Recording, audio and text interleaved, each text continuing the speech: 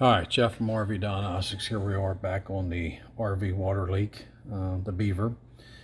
I'll show you what I've done so far. A lot of tedious scraping and all the stuff I got out of it, and the rotten wood combination. So I've cleaned it up pretty good.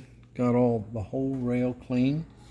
The major problem is right here. That's rotted. I'm gonna blow all this out. All right, and you notice this was already. Technically, it's supposed to be all the way down here, all right?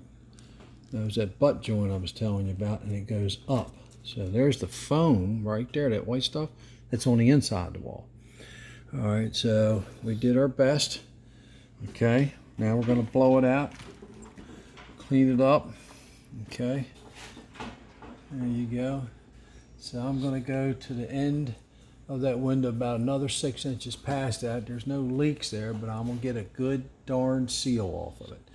And I still got a little bit of cleaning up down that strip. This was all just dirty, filthy, like this right here. I'll clean all that, but the important part is I'm gonna pressure feed this. Once I blow it all out, now be careful.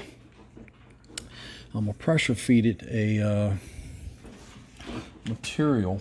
Let me see. Hold on. SB Shore Bond. There we go. Shore Bond SB 140. This stuff stays gooey, and it seals and it flexes. Even like the silicone. Some silicone don't attach to stuff. Then I'll put like a silicone bead right along here. All right, folks, so you can see how much damage there is. We're going to get it good. There's that other crack I was telling you about. Look, it went all the way down. It's a surface crack on the cap, so I got to drill a micro hole here, sand that down. Same way with that one. That's my next project, okay? So to stop this crack from happening, which is right, there you go. You can see it right there. You drill a small little hole, like a 16th, okay? And then look, it's got a crack here and a crack here. So this thing's got abused. All right, folks, no need talking about it no more. Just showed you what I'm gonna do. Remember, I'm gonna blow all this out and get all that loose stuff out of there, and then we're gonna start packing it. Then I'm gonna let it seal up, or cure is what we call it. And using mineral spirits to wipe everything down.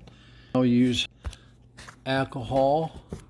I go 70 to 90%, you know, because of COVID, that stuff went up. I used to get 5 for cheap, but ain't no more.